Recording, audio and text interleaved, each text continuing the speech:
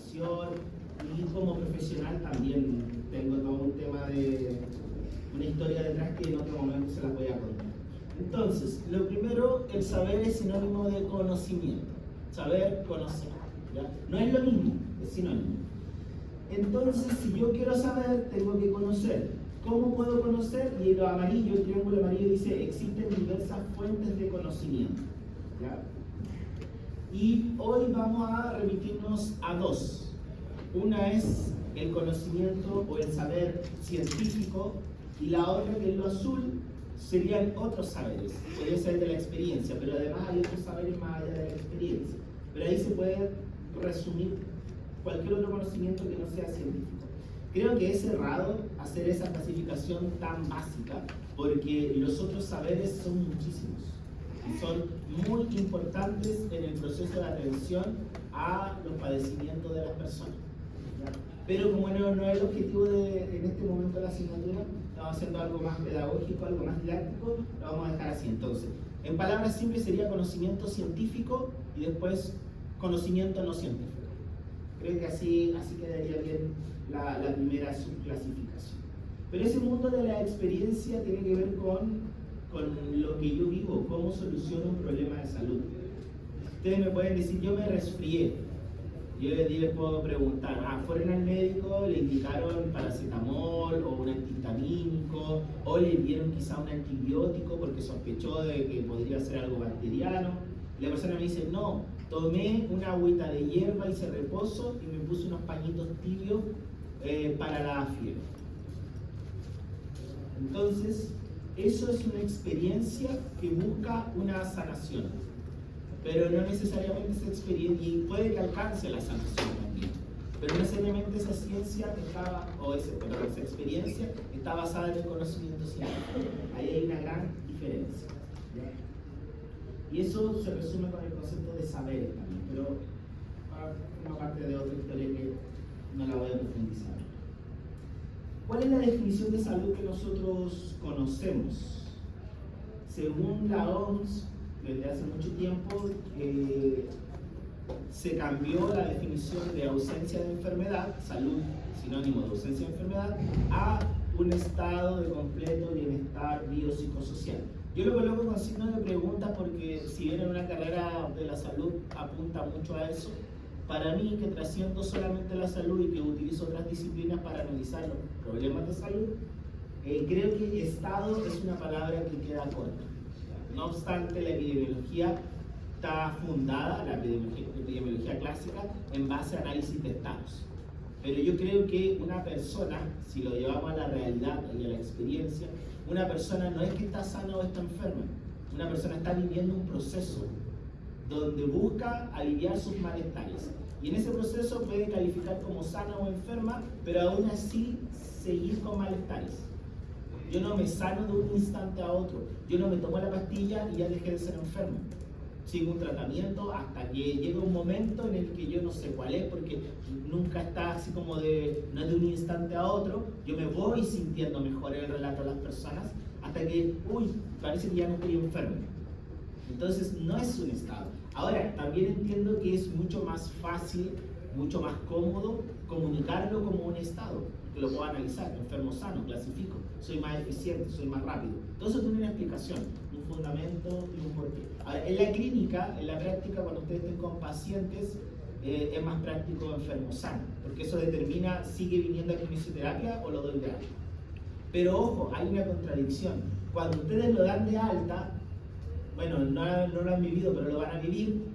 Una de las cosas que yo siempre les decía a mis pacientes, ustedes con el proceso de rehabilitación o el proceso de recuperación continúa aunque se le acaban las sesiones de fisioterapia. Se acaban las sesiones porque no tiene más plata para seguir pagando o porque el seguro no le cubre más sesiones. Por eso se acaban las sesiones muchas veces. Pero si yo quisiera, yo podría tener más objetivos para continuar con el trabajo con los pacientes. Entonces los pacientes pasan por nuestra vida por un momento determinado, ¿ya? Por una parte de ese proceso. Y ahí donde cobra utilidad desde el punto de vista administrativo el enfermo sano, está de alta. Está de alta, pero yo todavía no me siento para ir a trabajar, ¿sí? Pero está de alta. O se acabó la licencia. Yo creo que necesito seguir con una semana más de licencia. No, pero si ya se acabó, tiene que volver al trabajo. Entonces, todas esas cosas de la vida real un poco nos grafican que no es un estado, es un proceso. Bueno, hay 3 dimensiones. Creo yo que una de las críticas también que puedo hacer a este concepto es que predomina lo biológico. Y eso es una realidad. O sea, cualquier problema de salud que tenga un origen biológico va a ser atendido en una institución de salud. Pero si tiene un origen distinto, no necesariamente va a ir directo a la institución de salud, ¿sí? Es todo un hecho que el tema de salud mental ha revolucionado el concepto de salud en los últimos, por lo menos 20, 30 años, ¿ya? Está ahí en ascenso, pero sigue siendo dentro de un hospital, sigue siendo predominante el aspecto biológico.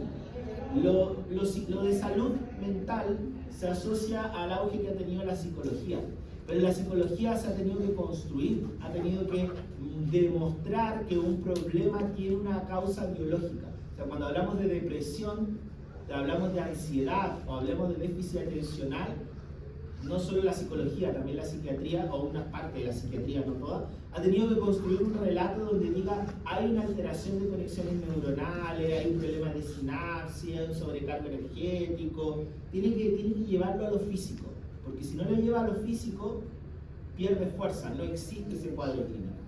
Históricamente, en las mujeres, porque tenemos que reconocer de que la formación de los conocimientos de salud han sido atravesados por lógicas patriarcales, machistas. Entonces, cuando una mujer presentaba un problema, el razonamiento es que la mujer estaba histérica. En una época, estamos hablando de hace 80, 100 años, se atribuía incluso, por ejemplo, a falta de sexo, o a falta de atención del hombre, o que está muy mimada, o a falta de castigo. Incluso estamos hablando de maltratos, de golpe, de encerrar. Entonces, eso ha permeado hasta la actualidad. Adelante, pasen. ¿Y cómo lo grafico en la actualidad? Si nosotros nos ponemos en un caso, voy a simular un caso clínico de un hombre y una mujer que tienen un malestar lumbar, asisten a una consulta con un médico. Y esto está reportado. Yo ahora no estoy inventando, pero hay casos de relatos en algunos artículos donde se ha reportado esto. Frente a un examen complementario, radiografía, resonancia, no aparece ningún problema en el hombre y en la mujer, ¿ya? Los dos tienen sin alteración. Sin embargo, el razonamiento del médico para el caso de la mujer viene a decir: usted puede que esté somatizando, vaya a una consulta con un psicólogo, haga psicoterapia y veamos cómo evoluciona este cuadro. Versus la misma historia con los mismos antecedentes. Para un hombre, usted que trabaja en el computador, debe ser una sobrecarga laboral, vaya a kinesioterapia y veamos cómo evoluciona. O sea, con esto, ¿qué quiero decir? De que la interpretación del diagnóstico está permeado por un razonamiento de prejuicios de la persona. Porque desde el punto de vista de la evidencia científica, ambas personas comparten lo mismo. Lo que se diferencia es mi percepción que tiene sobre la persona, sobre los roles de género. Entonces ahí podemos ver cómo lo social es importante, lo psicológico también es importante, pero prima en este momento, en esta etapa que estamos viviendo, lo biológico. Ahora, eso está en tensión, está en conflicto, y puede que cambie en los próximos años. ¿Y cómo va a cambiar? Lo vamos a ver con la historia un poquito de la salud pública.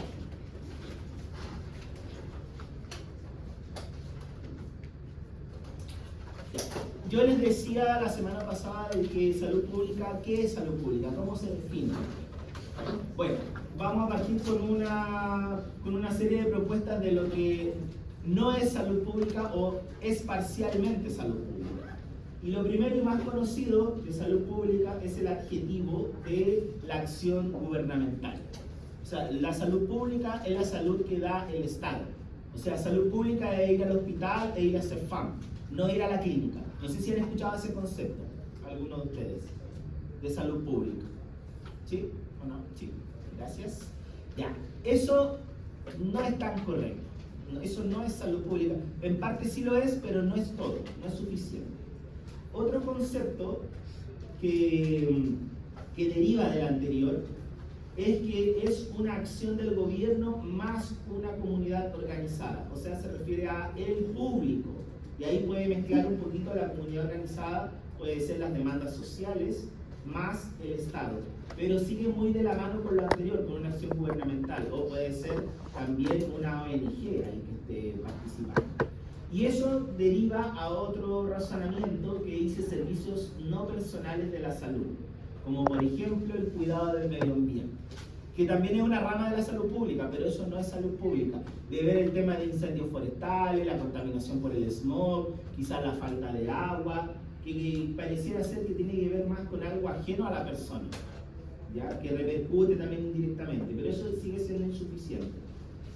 Después dice servicios personales de naturaleza preventiva dirigidos a grupos vulnerables, que va muy de la mano con las anteriores, con la acción gubernamental, pero también puede ser por privados, ¿ya? Puede ser una ONG, puede ser una empresa privada que quiera otorgar servicios a la comunidad. Entonces, aquí un ejemplo es el ex programa Chile Crece Contigo. Digo ex porque ahora es un subsistema, ya no es programa.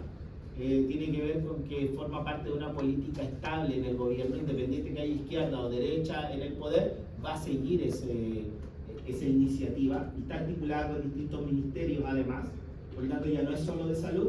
Chile Crece Contigo está dirigido para... pero lo vimos nosotros, ¿se acuerdan que cuando vimos lo de embarazada? Ahí le hablé algo de Chile Crece Contigo, ¿ya? Pero está dirigido entonces a que el Estado acompañe y la sociedad aprenda a cómo tiene que desarrollarse una persona para tener un nivel óptimo de bienestar en la comunidad. Y partió con el embarazo, los recién nacidos, los lactantes, y actualmente van los niños de 8 o 9 años. Yo creo que se va a estancar ahí porque requiere recursos para tener iniciativas de intervención del gobierno, ¿ya? Pero ahora, como estamos en época de crisis y que Chile se cae a pedazos, es muy probable que no haya recursos. De hecho, ya no hay recursos para las instituciones de salud. Los hospitales ya están con los presupuestos agotados. Hay 2 hospitales en el país que a esta altura del año ya tienen el presupuesto anual agotado. No sé cómo lo van a hacer los próximos 6 meses.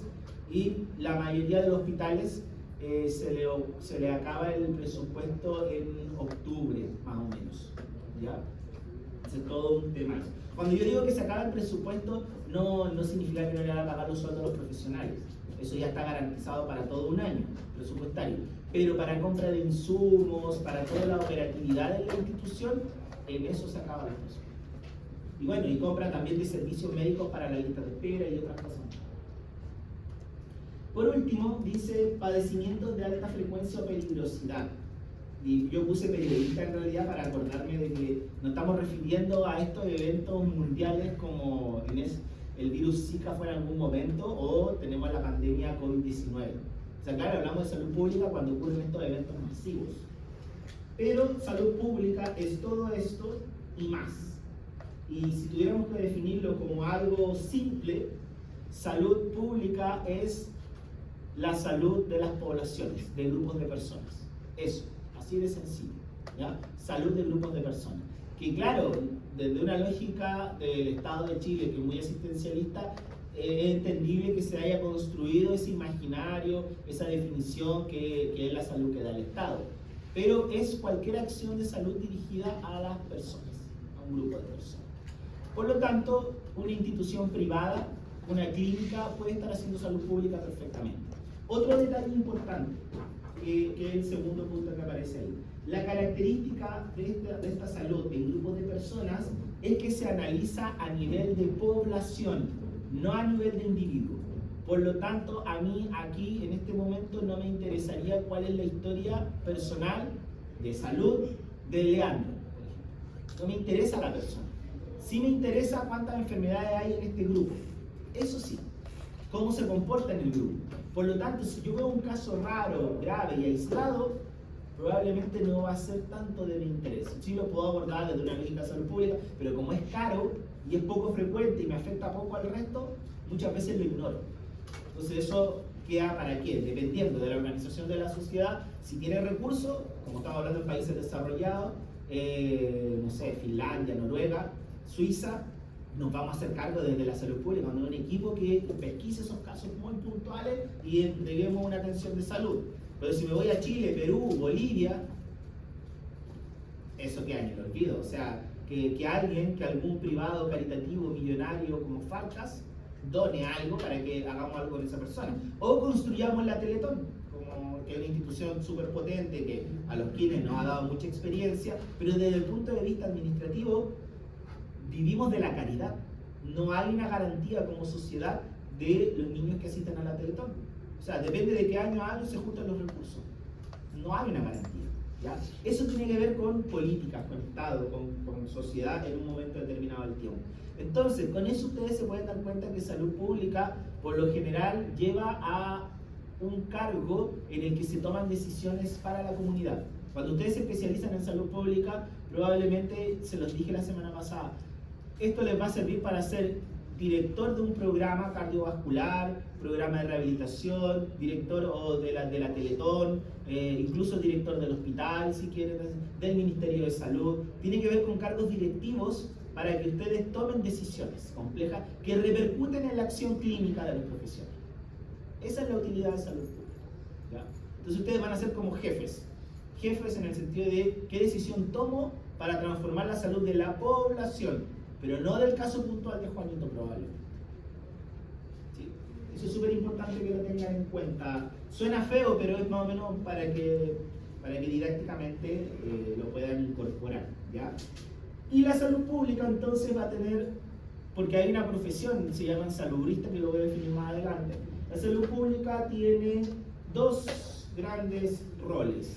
Por un lado, el rol más académico, que es el de conocer cuál es el estado de salud de una población, tener información, ¿cierto?, del grupo. Por ejemplo, yo podría estar ignorando que la mayoría de ustedes tiene COVID-19 en este momento. Y estoy exponiendo a ustedes mismos, a los que no tienen COVID de este grupo.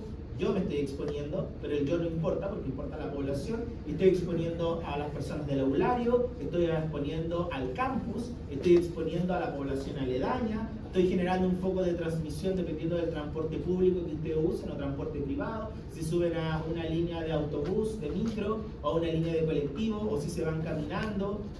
Y todo eso tiene que ver con salud pública, con analizar cómo este foco va a afectar a otro grupo. Y si lo descubro, ¿qué hago? Ya, estoy por la línea de conocer, soy un investigador en salud pública. Y por ahí vi a alguien estornudando, y vi que alguien estaba como con debilidad muscular, y por ahí yo tenía unos PCR, le hago el PCR, sale positivo, por lo tanto, de aquí al final de la clase ya tengo mi diagnóstico, mi pesquisa. ¿Ya?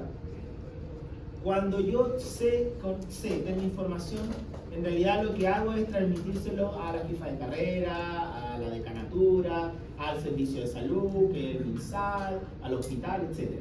Entrego la información. Hasta ahí llega mi rol de conocer, de crear conocimiento. O sea, ese de conocer está muy ligado con la investigación. Por lo tanto, cuando tengamos metodología de investigación, vamos a retomar algunos de estos temitas, pero muy, muy express. Yo creo que en la segunda mitad de este semestre vamos a hablar un poquito de epidemiología y de cómo construir datos, información en salud. Y el otro rol de la salud pública tiene que ver con el actuar. El actuar es la toma de decisiones. Entonces, cuando yo descubrí que aquí había COVID en esta sala, y yo entregué esa información a otro, supuestamente ese otro también puede ser un salubrista, alguien de salud pública, y dice, ya, primera decisión, cierra la sala, no dejes salir a nadie. Los dejo a todos confinados aquí en esta sala, o sea, ustedes no saben. Segunda decisión, vamos a evacuar el aulario. Ustedes se quedan ahí hasta que podamos hacer una extracción segura. Cierren las ventanas para que no salga el aire para afuera, ¿cierto? Vamos a cancelar las clases en la universidad, hoy día, mañana, hasta la próxima semana. Luego vamos a gestionar y todos los estudiantes se van a dividir. Algunos van a ir al hospital, otros van a ir a algunos CEFAM, y vamos a habilitar ciertos sectores para que le hagan una evaluación, un aislamiento, y veamos. Y los vamos a dejar confinados, vamos a destinar, no sé, el hotel tanto, o el albergue universitario, vamos a sacar a todos, los vamos a dejar allá, 7 días, ¿para qué? Para controlar el brote. Todas esas decisiones las toman gente de salud pública. O sea, ver la historia de la pandemia en el fondo es ver salud pública en acción. ¿Ya? Y todo lo que pasó con los aviones, que con el confinamiento, con que los permisos para salir, que quienes abren, quienes salen, quienes trabajan, quienes no, etc. Todas esas decisiones entonces entran en el ámbito político, administrativo y técnico. Ahí cobró mucha importancia la salud en ese sentido. ¿Se entiende más o menos entonces la definición del actuar de salud pública? ¿Palabras simples? ¿Sí? Sí. Ahora hablemos de epidemiología entonces. En palabras simples, tiene un origen griego, epi, la otra era démica o démicos, algo así, no lo recuerdo bien, y lo otro es logo. Pero significa sobre la población, como podríamos decirlo como un interés o una preocupación sobre la población. Esa sería como la traducción. Ahora, desde un lenguaje más técnico del área de la salud, podríamos definirla como el estudio de la frecuencia y comportamiento de las enfermedades y los factores de riesgo en una población determinada en un momento del tiempo. Eso podría ser una definición, ¿ya? Otra definición, frecuencia y distribución de las enfermedades, también. Pero la enfermedad es un término muy limitado, creo yo, ¿ya? Y bueno, vamos a ver eso de los conceptos de que enfermedad, factores de riesgo, tiene que ver con diferentes corrientes teóricas de la salud pública, que las vamos a ver en estas dos clases, hoy y la próxima semana. Hay 4 grandes enfoques, pero ya viene más adelante. Luego, ¿cuál es la relación con la salud pública? ¿Se acuerdan que salud pública tenía en la diapositiva anterior dos aristas, el conocer y la toma de decisiones? El conocer viene de la epidemiología principalmente. O sea, podríamos decir que la epidemiología es como una metodología de la investigación en salud. Es una forma de obtener conocimiento en salud, ¿ya? Construir conocimiento. Entonces, la epidemiología genera conocimiento y le muestra a la salud pública, esto es lo que pasa. También conoce la salud pública, pero la salud pública conoce a través del conocimiento que genera la epidemiología. Y la epidemiología es la que construye ese conocimiento. O sea, mucho más académica, podríamos decirlo en ese sentido.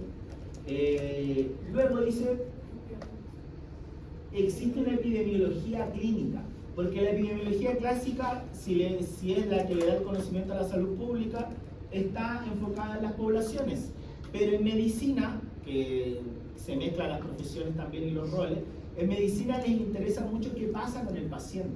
Digo en medicina porque es la profesión históricamente más longeva, que tiene más años, ¿ya? Yo ya se lo dije en algún momento, kinesiología tiene como 70 años oficial, y de historia en Chile como 90 años aproximadamente. Entonces, no, más de 100 años, ya cumplió la ciencia en 1908, 20 años desde los orígenes. Entonces son como 90 años, ¿no? 70 del 50, más o menos que se formalizó al 2026, 76 años aproximadamente, ¿ya? Entonces, en la clínica, ¿qué es lo que pasa con el individuo? Ahí, porque los médicos atienden personas, no atienden grupos de poblaciones. Ahora, hay médicos sociales que atienden grupos de poblaciones, o los médicos de salud pública atienden grupos de poblaciones, se enfocan en eso. Pero en lo clásico, la consulta médica se da entre el profesional de la salud y el paciente. Y ahí se construyó algo que se llama epidemiología clínica. Tiene que ver con el análisis de temas de salud, pero a nivel profesional individual. No vamos a ver eso nosotros, yo voy a hablar de lo poblacional. Bueno, la importancia ya se las dije antes, la epidemiología construye conocimiento en salud. Esa es la importancia. No sé cuánto va a acá.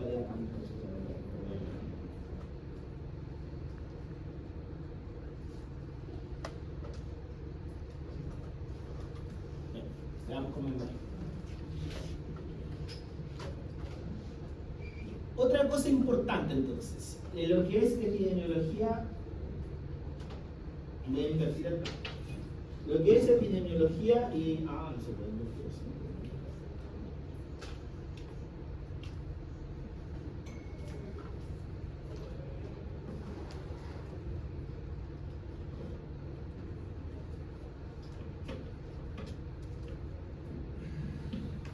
Lo que es epidemiología y salud pública son disciplinas relativamente nuevas. También así como la kinesiología y las otras profesionales de la salud que son nuevas, estas ciencias también. Por lo tanto, es importante conocer la historia para entender lo que nosotros hoy asumimos como verdad, pero no siempre fue así, ¿ya? De hecho, partimos acá con este primer punto que dice: el derecho a la salud emerge en las sociedades contemporáneas a raíz de la Revolución Francesa. En 1789 fue la Revolución Francesa, inició los primeros pasos de la Revolución Francesa, pero esto fue en 1791, cuando estaba la Asamblea de los Derechos. Ahí apareció el derecho a la salud. O sea, todo el mundo democrático, como lo conocemos hoy, con los derechos, los deberes, senadores, diputados, políticos, izquierda y derecha, todo eso viene de la Revolución Francesa. O sea, antes de eso no existía ese razonamiento, ¿ya? Es relativamente nuevo. Incluso las naciones, bueno, Chile viene desde la independencia, 818, la primera junta de gobierno empieza el proceso, me parece, ¿no? Que llevan como 200 años. Por lo tanto, todo lo que nosotros asumimos como verdad, si lo vemos de una perspectiva histórica, es relativamente nuevo, ¿ya? Nuevo y reciente. Antes de esa época, lo que predominaba en salud era la teoría miasmática. Hay una lista de asistencia por ahí corriendo para que la revisen y la firmen, porque voy a repartir unos temas más ratito. Entonces voy a fijarme en la lista para ir preguntando los grupos y los temas. Vamos a ver, el primer trabajo es de aires, agua y lugares de Hipócrates. Un estudio del año 400, bueno, no se escribió el 400 a.C., pero está inspirado en el trabajo del 400 a.C. O sea, vamos a partir desde ahí de lejos, ¿ya? Y eso dominó hasta la Edad Media, ¿sí? Por lo tanto, se creía que la enfermedad era ocasionada por las alteraciones del aire, por la contaminación del agua, por los cambios climáticos, verano, invierno, por las estaciones del año, básicamente, que generaban esos cambios. Todo eso explicaba la enfermedad. Y no es hasta que en el desarrollo de esta época de la iluminación que él decía con René Descartes, mente y cuerpo, el pensamiento, ¿cierto? El pienso y luego existe, y la racionalización del pensamiento y la explicación de que no es algo mágico lo que puede provocar una enfermedad, sino que tiene una explicación racional. Eso empieza a formarse con la iatromecánica, que tengo un video de eso muy entretenido, que va a relacionar mucho con la kinesiología. Pero eso ya viene, estamos hablando de esto del siglo XVIII. Entonces, estamos en el siglo XXI, o sea, en los últimos 3 siglos se ha construido todo lo que nosotros asumimos como verdad. Y la explosión masiva, incluso ni siquiera son los últimos 3 siglos, son de los años 60 y 70. Y lo que yo sacaba la cuenta mientras repasaba la clase, era que supongamos que ustedes tienen como 20 años. Por lo tanto, sus padres debiesen haber nacido en los 80 aproximadamente. No todos, pero muchos de los 80. Por lo tanto, sus abuelos vivieron en los 60 y 70. ¿Sí? O sea, sus abuelos son los que recién empezaron a relacionarse con esta concepción de salud que tenemos hoy en día. Y sus abuelos puede que hayan pescado o no, porque tiene que haber sido algo nuevo. Sus padres probablemente sí engancharon, y ustedes están enganchando al máximo. Pero a lo que voy es de 3 generaciones más o menos, todo lo que vemos ahora. Y las asignaturas nos lo pasan como una verdad absoluta, pero algo muy reciente. ¿Ya? Así que cuidado con eso, para que lo vean en retrospectiva o en perspectiva. Otra cosa importante, la OMS, creo que se los dije la semana pasada, nace en 1948, ¿ya? Y de ahí viene todo esto de la Declaración de los Derechos Humanos, súper importante. Ustedes dirán que tienen que ver los derechos humanos, que hoy día se cuestionan mucho, no deberían existir los derechos humanos, dicen por ahí muchos políticos, ¿ya? Pero los derechos humanos llegaron a dar un orden al mundo, y yo no lo digo con un juicio de que sea bueno o malo, simplemente estoy explicando los efectos que provoca, ¿ya? Y a normar ciertas cosas.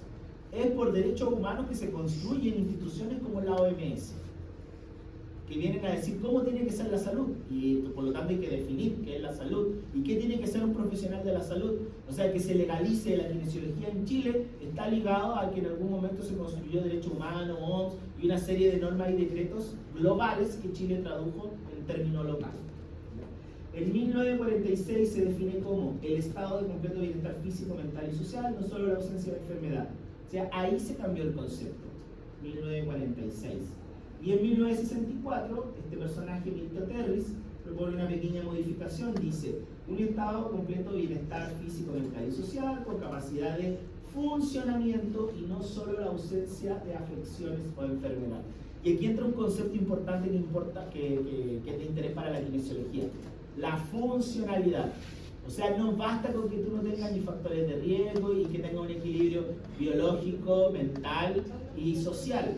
Además tienes que ser funcional. Tienes que estar inserto en una comunidad y ser útil a esa comunidad. Bueno, igual hay una lógica capitalista detrás de esto. Y aquí se define la enfermedad como un continuo. Aquí empieza a modificarse un poquito este concepto de estado, pero vamos a ver que hay ambigüedades. Algunos profesionales van a seguir usando el concepto de estado y otros no. Entonces ustedes dirán, ¿por qué si la salud es una sola ocupan términos distintos? La respuesta la vamos a ver en las próximas clases, ¿ya? Tiene que ver con que los profesionales adhieren a diferentes enfoques, con cómo perciben la salud. Yo creo que un gran avance es que hayan distintos enfoques, porque hasta hace, yo creo, 100 años había un solo enfoque. Y si vemos más de 200 años no existía ningún enfoque. ¿Ya? O sea, está en desarrollo, es noticia en desarrollo. Este personaje habla un poquito de lo que yo veo actualmente, pero no sigo a este autor, ¿ya? Pero se lo muestro porque viene mucho de la salud. Él dice que hay una zona neutra y una zona de salud positiva y una zona de pérdida de salud. Esto es como todo un espectro, ¿ya? Y que yo puedo ir desde un espectro que un extremo es la salud óptima y el otro extremo es la muerte. Y esto va a estar reflejado con la capacidad de funcionamiento. Mientras más me acerca a la salud óptima, mayor capacidad de funcionamiento tengo. Por lo tanto, más lejos estoy de la muerte. Y ahí viene este razonamiento que viene a decir de que tenemos que preocuparnos entonces de construir una buena salud, de prevenir. Prevención y promoción en salud empieza a construirse aquí. Por lo tanto, antes de los años 50 no existía prevención y promoción en salud. Como ahora todo tiene que tener prevención y promoción, ¿ya? Que es el modelo institucional. También habla de la historia natural de la enfermedad. Él dice de que hay un periodo prepatogénico y un periodo patogénico. Y que el periodo patogénico va a desencadenar en la muerte, en la clonificación o en la resolución, que sería la sanación. También me dice que la prevención primaria actúa en el periodo prepatogénico, antes de que aparezca la enfermedad. Entonces esta base teórica da paso a que hoy nosotros hablemos de prevención y promoción en salud, ¿ya? De que, no sé, el tema respiratorio, evite ambientes expuestos a humo de tabaco, no sea fumador pasivo, porque si no se va a convertir en un enfermo de EPO, probablemente, o cáncer de pulmón, ¿ya? Después habla del periodo patogénico, que lo divide en dos: una fase de latencia, donde todavía no se manifiesta la enfermedad o no se manifiestan los síntomas. Por lo tanto, ahí también hay una prevención que le llama prevención secundaria. Y un ejemplo de esto podría ser la prehipertensión. O sea, yo me pesquisan y tengo valores elevados al 120/80. ¿Cierto? Por ejemplo, tengo, no sé, 131/84. Entonces el médico me dice, mira, si tú no cambias tu estilo de vida, probablemente tú te vas a convertir en un hipertenso. Y si eres hipertenso, es probable que tengas un accidente vascular encefálico o en algún momento alguna cardiopatía, etc. Entonces, se interviene antes de que aparezca la enfermedad. Y el periodo de evidencia o la fase de evidencia clínica es la que ustedes mejor conocen, que es cuando ya está el cuadro clínico, está el diagnóstico y hay que hacer una intervención para recuperar a la persona, ¿ya? Entonces esta es la visión un poquito más clínica de lo que es enfermedad. Y eso, a modo de introducción, son algunos conceptos que yo quería compartir. Creo que me excedí un poquito en el tiempo, así que muy rápidamente les quiero comentar que voy a planificar la primera evaluación de la asignatura, que va a ser una exposición. Por lo tanto, en intranet ya tienen un listado de temas y el listado está asociado a cantidad de integrantes. Cada tema tiene un integrante, 2, 3 o 4. ¿De qué depende lo integrante? De la cantidad de páginas de la lectura, ¿ya? Las exposiciones van a ser por el orden de listado, que son de lo más antiguo, Hipócrates, a lo más reciente. Algunos estudios sobre Framingham, por ejemplo, 1950, eso es lo más reciente. El trabajo consiste en elaborar una reseña del texto de máxima 900 palabras. Ahora tienen la IA, así que esto yo creo que va a ser mucho más sencillo, pero también que sean ustedes, no la IA la que lo haga. Que ustedes lean el texto, entiendan, y si van a usar la IA, revisen a la IA ustedes al menos, ¿ya? En ese escenario. Y hacer una exposición con PPT o Canva, lo que ustedes quieran. La evaluación se realizará según la rúbrica, que también la subí ya a intranet, y las exposiciones se realizarán el 3 y el 10 de septiembre, porque esta clase y la otra voy a pasar contenido, y esas dos clases, la mitad va a ser exposición y la otra mitad en las otras, la más reciente, más antigua y más reciente. Todos los grupos tienen que entregar la reseña en Word y la presentación el día anterior, antes del mediodía. ¿Cómo saben entonces eso? Vamos a ver. Primero, rúbrica, o lista de temas, vamos a ver lista de temas. Ahí están, son 23 temas y me suman 50 personas que son los que tengo anotado en intranet, que son ustedes, ¿ya? Ahora agregué un poquito más. Voy a ir registrando las personas. Acá está la rúbrica. De la rúbrica creo yo que lo relevante es que ¿se acuerdan que tengo lo que está en naranja, lo tengo pensado para la primera semana, lo primero en exponer? Por lo tanto, el día anterior, todo eso tienen que enviarme tanto el resumen como la presentación, ¿ya? Y la semana siguiente son los que están en celeste. Entonces, el día anterior de la semana siguiente envían el resto. Y eso va por la rúbrica. Tiene puntaje que le entregan antes de mediodía, temas de ortografía, la claridad del mensaje y la seguridad al exponer, que contextualicen el estudio, lean esto, ya que hablen una pequeña reseña del autor o los autores y en qué época se hizo el estudio. Van a tener que googlear eso. Luego, que hagan una buena exposición del artículo, resumida obviamente. Y luego, las diapositivas, ¿cierto? Que tengan una buena estética, que no tengan error de ortografía y ese tipo de cosas. El tiempo. Para grupos de 1 o 2 personas, el tiempo va a ser de 5 minutos con un margen de 1 minuto. Puede ser entre 4 y 6, para tener el puntaje completo. Pero en grupos de 3 personas, el tiempo va a ser de 8 minutos, también con el margen de 1 minuto para arriba y para abajo, o sea, entre 7 y 9. Y para grupos de 4 personas, va a ser de 10 minutos. Entonces, con un margen de 1, entre 9 y 11. Piensen que por integrante tienen que hablar 2 minutos y medio aproximadamente para que se organicen. Entre 2 minutos y medio y 3. ¿Ya? Ese es el rango. ¿Qué más?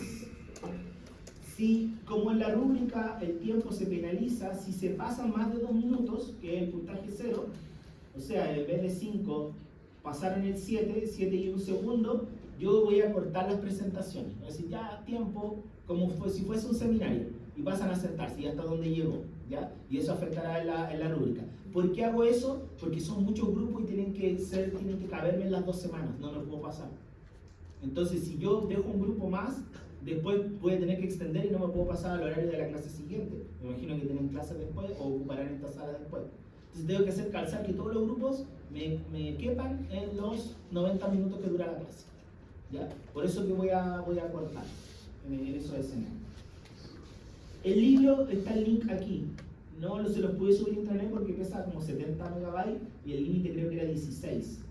Pero si hacen clic aquí, entran a esta página que es de la OMS, en este caso la OPS, que es una filial de la OMS. Y aquí está el libro y ¿dónde era el clic? Ahí está, en este tipo. Ahí yo creo que si hacen clic ahí, bueno, puedo hacerlo, a ver. Se debe descargar. No se descargó.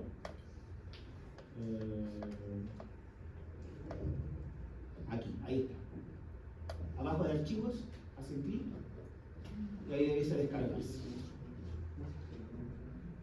Ya. El libro es una Biblia, les digo al tiro, es gigante, son como 1000 páginas. Obviamente tiene mucho, el libro en el fondo es la recopilación de los principales estudios de la epidemiología, para que uno se contextualice. Yo me centré en los clásicos, pero como tenía más personas y tenía que rellenar con más temas, y para no repetir los temas, entonces revisé estudios más avanzados. Por lo tanto, los últimos grupos, no sé, tienen la página 500, la página 300, pero la mayoría de los grupos están en las primeras páginas, entre las 120 páginas, están todos los... Y aquí en la lista está la página según el libro, según el índice del libro, donde está ubicado el tema. Partimos con aire, agua y lugares de Hipócrates, página 18. Ahí se me está descargando.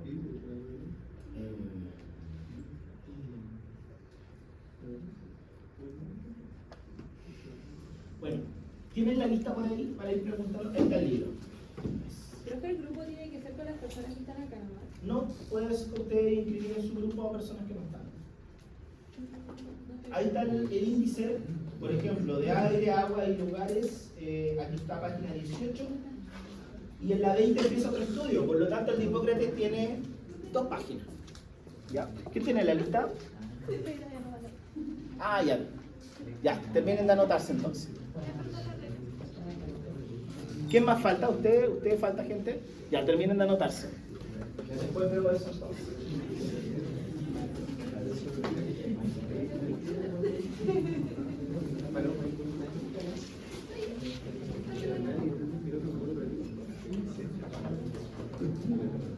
¿Tienen alguna duda entonces con esto? ¿No? Ya, para no perder tiempo, mientras falta gente que se anote, voy a avanzar un poquito, ¿ya? Pero ustedes vayan viendo qué tema quieren. ¿Te entregaron un papel o...? No, les voy a preguntar por la lista. Voy a ir por la lista y voy inscribiendo al tiro. ¿Ya?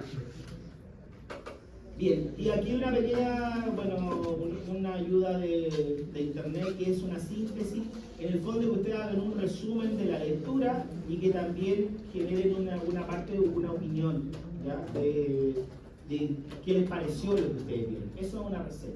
¿Qué opinan de lo que leyeron? Entonces, síntesis y opinión. Para mí eso es una reseña, ¿ya? Ahí lo pueden leer si lo van a leer. Bien, vamos con teorías y enfoques en salud pública. Estas clases, la de la próxima semana, están basadas en el capítulo 1 de este libro de salud pública, un libro gigantesco. Si quieren les puedo compartir el capítulo también, es largo, yo lo sinteticé y lo traje a diapositiva. Para la prueba yo voy a basarme en lo que digo en clase y lo que está en la diapositiva. Pero si quieren profundizar, pueden leer el capítulo del libro, ¿ya? Bueno, este libro también parte definiendo qué es un salubrista. El salubrista es como se le llama al profesional de salud pública. Por lo tanto, la salud pública es una disciplina en la salud, es como una segunda profesión, ¿ya? Y se le llama salubrista. Dice, es aquel profesional que entiende la dimensión de su quehacer a partir de la comprensión de las distintas corrientes teóricas sobre los conceptos de salud y enfermedad. Por lo tanto, hay diferentes tipos de salubristas que adhieren a diferentes corrientes teóricas. ¿Cuáles son estas corrientes teóricas? Este libro la grafica muy bien, por eso me gusta y lo dejé como referente. Son 4 enfoques. El enfoque causal en salud, que yo creo que es el 90% de toda la carrera de kinesiología, de todas las asignaturas que ustedes han tenido, yo creo que el 90% es cierto. El enfoque ecosocial, por ahí se nombra, lo vamos a ver la próxima semana. El enfoque de determinantes sociales de la salud y desigualdades sociales en salud, muchas veces se confunde y salud pública se reduce a esto, porque una de las áreas más potentes. ¿Por qué? Porque tiene que ver con los políticos y con los grandes referentes o líderes mundiales en salud. Entonces, no sé, el presidente, el director de la OMS, como el Bachelet está postulando, es un referente también en esto. En la OMS, ellos abordan estos temas, ¿ya? Y los políticos también, ¿no? En base a crear, para la redundancia, las políticas públicas. Tiene que haber un enfoque de determinantes sociales. Pero también hay uno que a mí me encanta, el enfoque latinoamericano de medicina social, salud colectiva y epidemiología crítica, que es un enfoque que viene un poquito a cuestionar los otros 3 enfoques. ¿Ya? Es como problematizar, debatir, ¿sí? Y ahí aparecen otras nociones de salud también, y es muy conflictivo también eso. El primero es la verdad absoluta. Si ustedes quieren creer, el primer enfoque es para ustedes. El último es el caos mismo, ya no sé en qué creer. Es más o menos la graduación que tienen estos enfoques, o cómo se pueden resumir. Vamos a ver hoy el primero, el enfoque causal de salud, que no voy a entrar en grandes ejemplos en profundidad, lo voy a ver desde una perspectiva más histórica, pero creo que ustedes con todo lo que han visto en su asignatura pueden buscar miles de ejemplos, ¿ya? Y aquí tengo un video. Vamos a ver este videito que... ¿Cuánto dura? A ver.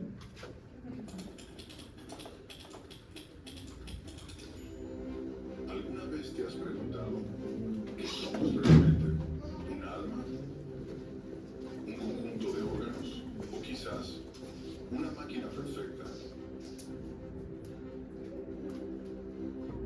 Durante siglos, la medicina se apoyó en creencias mágicas y explicaciones divinas. Muchos pensaban que las enfermedades eran castigos del cielo o desequilibrios del alma. Pero en el siglo XVII algo cambió. Un grupo de médicos comenzó a mirar el cuerpo con otros ojos. Así nació la iatrofísica, o también conocida como iatromecánica. La iatrofísica, o iatromecánica, fue una corriente médica que surgió en Europa, especialmente en Italia, durante el siglo XVII. Inspirados por Galileo, Descartes y Newton, sus seguidores decidieron aplicar un enfoque revolucionario. Estudiar el cuerpo humano usando las mismas leyes que explicaban el movimiento de los planetas, fluidos y las máquinas. Para ellos el cuerpo no era un misterio divino, era una máquina compleja que podía analizarse con física. Cada órgano tenía una función específica, medible y mecánica. Veían el cuerpo como un sistema gobernado por leyes de la naturaleza. El movimiento era consecuencia de fuerzas, el funcionamiento de los órganos, resultado de presión, volumen, empuje y equilibrio. Por ejemplo, consideraban al corazón como una bomba que succiona y expulsa sangre. Los vasos sanguíneos eran tubos por donde fluía un líquido sometido a presión. Y los músculos eran palancas que movían el cuerpo mediante fuerzas internas. Todo podía ser calculado, descrito y corregido como si se tratara de una máquina precisa. Su objetivo era dejar atrás la visión mágica o religiosa del cuerpo. Querían explicar la vida, la salud y la enfermedad con lógica científica. Si el cuerpo era una máquina, las enfermedades eran fallos del sistema, bloqueos, obstrucciones, desequilibrios de presión o fuerza. Uno de sus mayores representantes fue Giovanni Alfonso Borelli, médico y físico italiano. Aplicó matemáticas al estudio del cuerpo humano. Analizó los movimientos musculares, el equilibrio del cuerpo y la mecánica de los huesos y órganos. Fue pionero en intentar explicar científicamente cómo y por qué nos movemos. Como veían el cuerpo como una máquina, también lo trataban como tal. Las enfermedades se corregían con métodos físicos, sangrías para liberar presión, ventosas o para mover fluidos, masajes para relajar músculos, baños de vapor y dietas específicas para equilibrar el sistema. Nada de conjuros ni fórmulas mágicas, solo mecánica aplicada al cuerpo. Aunque muchos de sus tratamientos quedaron atrás, la iatrofísica fue un paso crucial en la historia de la medicina. Fue el primer intento de mirar el cuerpo con objetividad, con ciencia. Hoy, disciplinas como biomecánica, la fisiología y la medicina basada en evidencia existen gracias a ese primer impulso. Fue el momento en que dejamos de ver al cuerpo como un enigma y empezamos a entenderlo como una máquina perfectamente diseñada.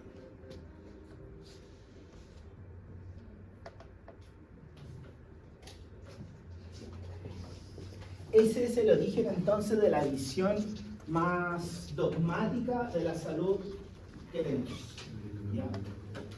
Si nosotros caemos en la tentación, porque es muy tentador, de ver el cuerpo máquina, vamos a caer en que vamos a trabajar con objetos y no con personas, ¿ya? Así que esa es la lección del día, ¿sí? El cuerpo máquina, que sea un ejercicio pedagógico para comprender el malestar del paciente, pero no olvidarme que estoy frente a una persona y que toda esa máquina perfecta se puede alterar por otras cosas que no tienen una lógica biomecánica ni fisiológica. Tienen explicaciones, incluso yo me atrevería a decir, yo me declaro un escéptico, pero quizás no tanto ya, me atrevería a decir que pueden haber incluso cosas mágicas ahí detrás, que desde el razonamiento científico lo podemos explicar a placebo o a otras cosas. pero para las personas puede que sea real, ¿ya? Y eso es un debate que no lo vamos a abordar ahora, pero es interesante que lo tengan en consideración. Al menos que ustedes guarden una posición de respeto por lo diferente, por lo que piensan algo de manera distinta, ¿ya? Sin invalidarse ustedes también como profesionales de la salud, porque el hecho de ser kinesiólogos, kinesiólogas, ustedes van a salir abanderados a defender una forma de pensar, en el fondo es eso. Es como ponerme una camiseta de un equipo de fútbol y yo voy y resuelvo porque juego para este equipo. Es eso, si lo vemos de manera reduccionista, ¿ya? Pero el mundo es más complejo que ser un futbolista, que ser un deportista, que estar en un equipo. El mundo es cómo me relaciono con otros que son distintos. Eso es lo complejo. Bien, este enfoque causal de salud, entonces yo lo voy a pasar, bueno, todavía me queda tiempo, pero estoy... ¿Tienen la lista? ¿Todos firmaron o no? ¿Faltan ustedes? Ya. ¿Y dónde está la lista? Por ahí. Que circule. Ya, me avisan cuando terminen para registrarlo en los grupos, que eso quiero dejarlo zanjado ahora. El enfoque causal en salud, entonces, es el primer enfoque que apareció después de la magia de religión y curanderos o de la teoría hipocrática.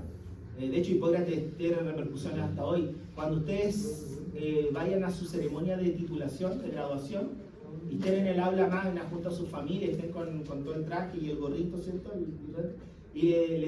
Una de las cosas que le van a decir, juramento hipocrático. Va a leer la persona, usted jura, y no me acuerdo, bla, bla, bla, bla, bla. Y usted, sí, juro. Y ya, eso va hasta los días de hoy en todas las carreras de la salud, al menos que yo conozco, ¿sí? Pero Hipócrates llegó hasta que llegó la ilustración, hasta que llegó la iatrofísica y iatromecánica, como veían. Ahí todo ese conocimiento pasó a segundo plano y nace el conocimiento de la causalidad, ¿ya? ¿Qué es la causalidad entonces? Es un enfoque, una forma de entender el mundo. Dice, se da como una necesidad del ser humano de conocerse a sí mismo y de explicar su entorno. Esa racionalización ha procurado eliminar la magia, la duda y la incertidumbre. ¿Ya? Causa es una relación entre dos o más fenómenos vinculados. Puede ser racional, pensamiento o empírica experiencia. ¿A qué se refiere? Que si yo me enfermo, tiene que haber algo que me enfermó. Eso es. Y tienen que estar relacionados. Ese algo tiene que causarme enfermar. O sea, va de vuelta, ida y vuelta. A esos son los dos fenómenos relacionados. Entonces entramos a la lógica del causalismo.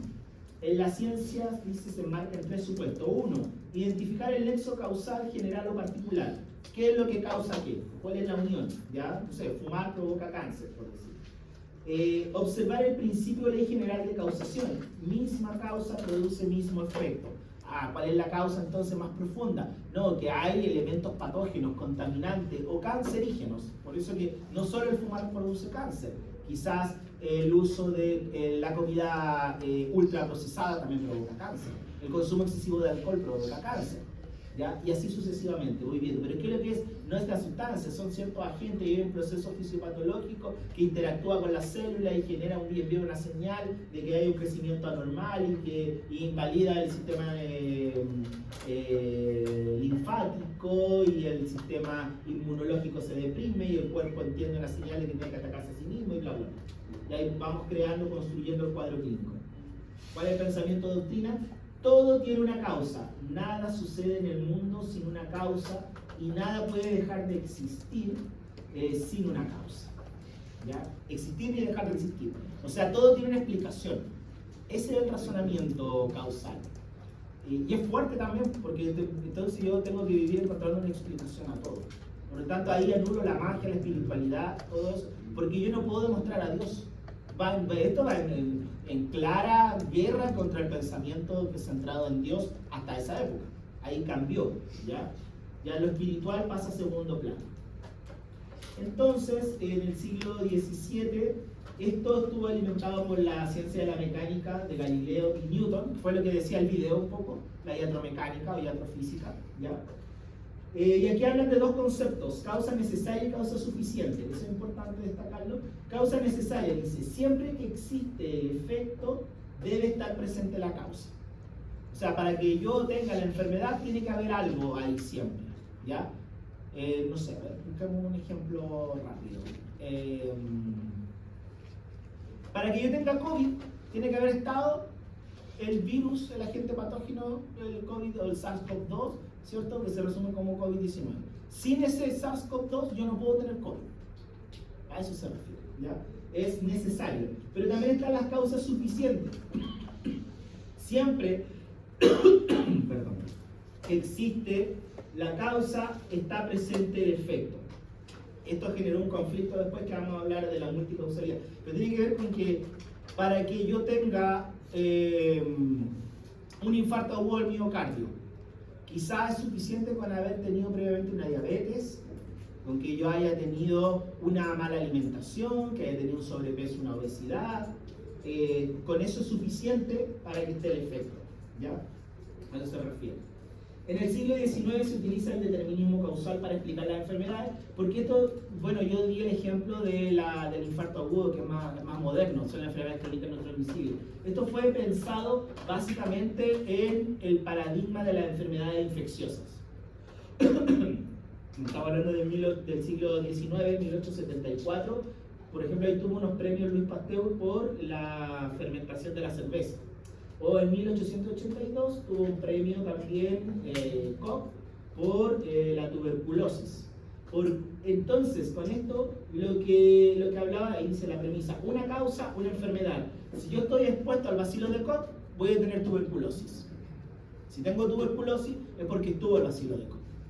No hay más, ¿ya? Entonces, explica muy bien la enfermedad infecciosa. Y ahí viene el cambio de paradigma. Dejamos atrás, entonces, la magia, la religión, Dios y todo lo demás, y empezamos a explicar que las enfermedades ahora son por microorganismos. Y eso empezó a primar en ese pensamiento como por unos casi 100 años, no sé, unos 80 años más o menos. Era lo fuerte. O sea, toda enfermedad le buscábamos cuál era el bichito que estaba detrás de la enfermedad, ¿ya? Había unas críticas, pero también aparecieron, ante las críticas, por ejemplo, Susser y Susser hacían una crítica a la dimensión social, por este pensamiento lineal, bichito de enfermedad. Oh, muchas gracias. Entonces, ahí aparecen los modelos multicausales, donde se habla que ya no es una causa una enfermedad, también puede ser múltiples causas una enfermedad. Cambió la forma de pensar, entonces. Pero seguía esta creencia de que una enfermedad no ocurre por azar, siempre hay algo que la causa, y esta necesidad de identificar cuáles eran las causas para evitar la enfermedad. Esta lógica de, en ese tiempo se hablaba de higiene, ¿ya? O higiene en salud, que era como la prevención en salud. No higiene simplemente el lavado de manos, ¿sí? Y luego, esto evolucionó casi 100 años después, estamos hablando de 1970. Aquí fue cuando pensé en sus padres y en sus abuelos. Yo les decía, cuando les decía al comienzo, aquí me puse a pensar en eso. Porque este personaje, Brian McMahon, en 1970 propuso el modelo de la caja negra para explicar las enfermedades, ¿ya? Entonces él dice de que hay muchos factores o fenómenos que interactúan sin que nosotros los veamos, solo podemos conocer algunos, y que la relación entre ellos es lo que genera la enfermedad. Entonces ya no basta, eso explicaría, ya no basta con el bacilo de Koch, porque yo diría, ustedes que son kines, cada vez que van a atender a un paciente con tuberculosis van a salir enfermos de tuberculosis, porque están expuestos al bacilo, ¿cierto? Pero no pasa. Y ustedes trabajan en hospitales, en práctica en hospitales y no se enferman. Entonces, ahí vino el primer clic. Bueno, yo no necesito entonces solamente la exposición. Quizás necesito una determinada carga viral, que es lo que le llaman, o carga bacteriana, para enfermarme, cómo está mi sistema inmunológico, mi estado anímico, cuál es mi estado físico y bla, bla, bla, y vamos sumando factores, ¿ya? Pero en la caja negra no se sabe qué pasa dentro, no los puedo conocer todos, pero ya tengo una visión más compleja de la enfermedad. Eso dio paso a que un poquito antes, en 1950, este personaje, Euler Hammond, hizo un estudio de cohorte, dice ahí, y vinculó tabaquismo con cáncer de pulmón. Este estudio abre debate entre causalidad determinista y causalidad probabilística. Se cuestiona el modelo determinista de causación necesaria y suficiente. En otras palabras, voy a leer la cita, dice: cualquier condición que en una situación dada aumenta la probabilidad de que ocurra un evento específico, O sea, en otras palabras, en 1950, 76 años, ¿ya? Entra de lleno a entrar las matemáticas en la explicación de las enfermedades. Los que están en salud pública, salud pública, en bioestadística, conecta con bioestadística también. O sea, ahí se abre la puerta a los números, a las probabilidades y a todos esos razonamientos. O sea, en otras palabras, se dejó de pensar en que era una causa lo que generaba la enfermedad, sino que era un conjunto de causas que aportaban probabilidades para que se desencadene una enfermedad. ¿Sí? Ese es el razonamiento de 1950. Entonces, las matemáticas entraron de lleno. Yo le hablaba en la otra asignatura, no todos aquí están en bioestadística, pero le hablaba de Bradford Hill, ¿ya? Que era el pionero, como uno de los padres de esto. Entonces empiezan en las asignaturas de medicina y de las otras profesiones a agregar este juego de las probabilidades. ¿Qué causa tiene mayor o menor probabilidad? Fue cuestión de tiempo a que esas causas se le diera un nombre. Y ahí aparecen los conceptos factor de riesgo, factor protector. Eso lo construye la epidemiología para hacer sus análisis, ¿ya? Y evento, que es la enfermedad. Entonces empieza a jugar ese juego, factor de riesgo y probabilidad. Estos son los criterios de Bradford Hill para que pueda aplicarse la matemática en la salud. Habla de una serie de aspectos que por tiempo no los voy a profundizar ahora, pero ahí los pueden leer ustedes. Voy a destacar quizás dos. Habla de temporalidad. La causa precede a la enfermedad. Eso es importante, ¿ya? Otra cosa, especificidad. Una causa produce un efecto y no varia y le otorga un porcentaje. Estaba con la multicausalidad también mezclándose con la multicausalidad en esa época. Después, coherencia. No debe entrar en conflicto con los conocimientos vigentes, historia natural y biología de la enfermedad. Yo me río un poquito porque eso de coherencia es bastante relativo. Recuerden, las enfermedades son construcciones. Si sale algo nuevo, la tendencia de la salud en general es a rechazarlo, a no ser que lo demuestre muy bien, ¿ya? Claro, igual es entendible porque eso afecta a muchas personas. Entonces, ahí aparece el enfoque de los factores de riesgo, que un ejemplo concreto es el estudio de Framingham, que creo que se lo nombré en estadística, me parece también, pero lo vamos a tener dentro de las exposiciones. El último trabajo es de Framingham, ¿ya? También un bonito estudio ese.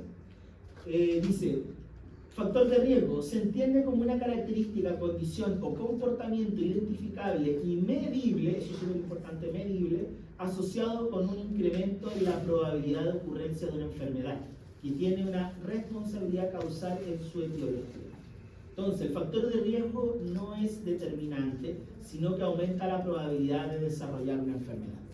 En otras palabras, estamos llegando a los límites de la causalidad, ¿ya?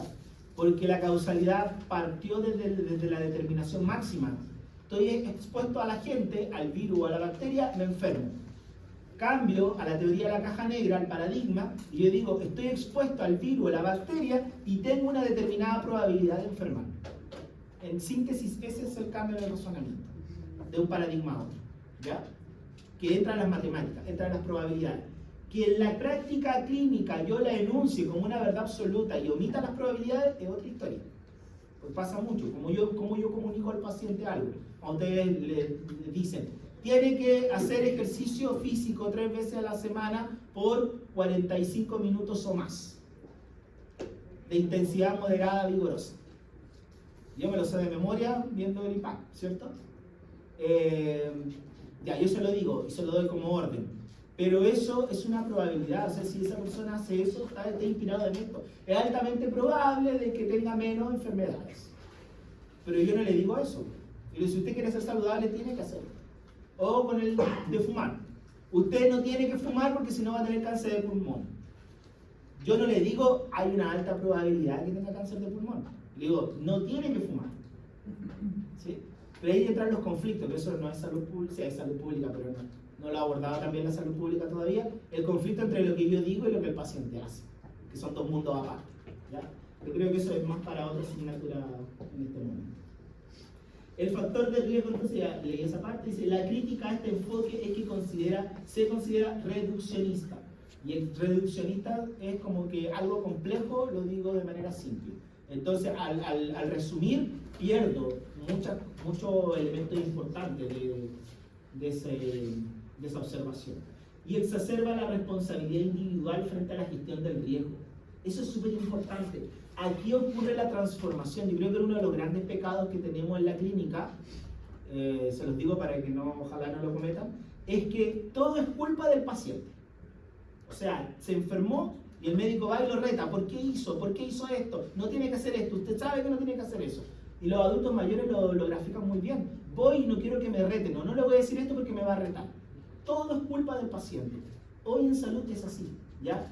Y eso es complejo porque desde una lógica de salud pública vivimos en comunidad. Por lo tanto, que una persona haga algo, si bien un porcentaje importante es responsabilidad de la persona, un porcentaje importante también es del entorno que está con esa persona.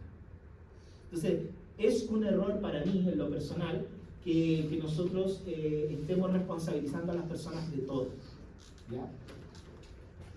Pero bueno, es otro tema complejo para abordar y no hay nada. Es así como llegamos entonces al enfoque de los factores de riesgo. Hemos evolucionado, por decirlo así, no me gusta mucho esa palabra, pero hemos evolucionado desde la causalidad extrema, la unicausalidad, hasta el enfoque de los factores de riesgo, que este hace link, ese límite hace link, conecta con el enfoque de las determinantes sociales de la salud también, y con la visión ecosocial también, el enfoque ecoepidemiológico, que lo vamos a ver la próxima semana, un enfoque salubrista, ecológico, ese modelo que empieza a cambiar un poco esta perspectiva y que habla un poquito más de la persona, del entorno y de la gente, una interrelación más compleja, ¿ya? Pero bueno, eso lo vamos a ver después. Por aquí el límite habla de factores de riesgo, se repiten, los factores de riesgo pueden estar en este enfoque u en otro enfoque, o los elementos pueden estar mezclados, interrelacionados. ¿Por qué? Porque los profesionales, no hay un orden lineal, entonces los profesionales se forman, saben un poco de una cosa, un poco de otra cosa, y cuando abordan un problema, mezclan las cosas. Entonces no es que yo voy y aplico un enfoque solamente, un enfoque predomina más que los otros. Y en estos tiempos todavía el enfoque causal es el que predomina, ¿ya? Los otros enfoques son subalternos al enfoque.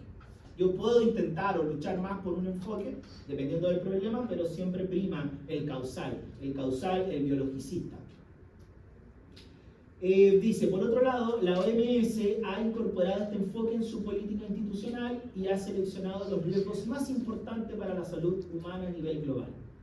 De hecho, ahí aparecen los ODS, los Objetivos de Desarrollo Sostenible o Sustentable de la década para el 2030, me parece, que es todas las metas globales que el mundo tiene que seguir. Pero el mundo está compuesto, en esta visión, por todos los países que conforman Naciones Unidas y que adhieren a este desafío. Por lo tanto, Chile también adhiere en su interpretación de los ODS a esas metas. ¿Y cómo se traduce en lo local? Con las metas sanitarias del país de cada 2030.